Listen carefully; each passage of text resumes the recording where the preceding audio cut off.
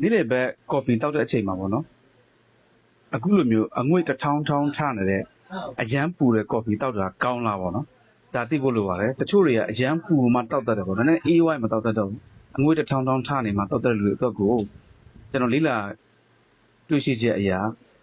အငွေ့တစ်ထောင်းထောင်းထတဲ့ကော်ဖီပေါ့အဲ့ဒါတောက်မှဆိုလို့ရှိရင်ကျွန်တော်တို့ရဲ့ရှာမှာရှိတဲ့တချို့ကြွက်သားတွေနောက်ပြီးတော့ဒီအစာရည်မျိုးပြုံပေါ့နော်အဲ့ဒီမှာရှိတဲ့တချို့ lining လို့ခေါ်တဲ့အစိတ်ပိုင်းတွေကိုထိခိုက်နိုင်ခြင်းမှုတွေဖြစ်စေပါတယ်အဲ့တော့ဒါတွေကကျမ်းမာရေးအတွက်လုံးဝမကောင်းဘူးပေါ့နော်ဒါကြောင့်ကမ္ဘာ့ကျမ်းမာရေးအဖွဲ့တွေကပြည်သူ့နာပြုချက်အရာအဲ့လိုမျိုးအထွတ်ငွေတစ်ထောင်းထောင်းထားတာမဟုတ်ဘဲနဲ့နည်းနည်းလေးအေးခံပြီးတော့အထူးသဖြင့် temperature နဲ့ပြောမှဆိုလို့ရှိရင်65ပေါ့နော်65 degree ရဲ့အောက်မှာတောက်ခြင်းအကောင်းဆုံးဖြစ်တယ်ဆိုပြီးတော့ပြောပြထားပါတယ်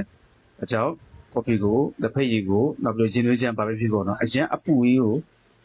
မတောက်ပါနဲ့နည်းနည်းလေးအေးခံပြီးတော့ခက်နွေးဖြစ်သွားတဲ့အချိန်မှာတောက်တဲ့အချင်းကိုလုပ်ပေးပါဒါကျွန်တော်ကျမ်းမာရေးအတွက်အကောင်းဆုံးဖြစ်တာကိုကျွန်တော်ဒီမှာမျှဝေပေးချင်ဖြစ်ပါတယ်မိတ်ဆွေတို့ရောအရင်ပူမှတောက်တာလားဘယ်လိုတောက်တာလဲ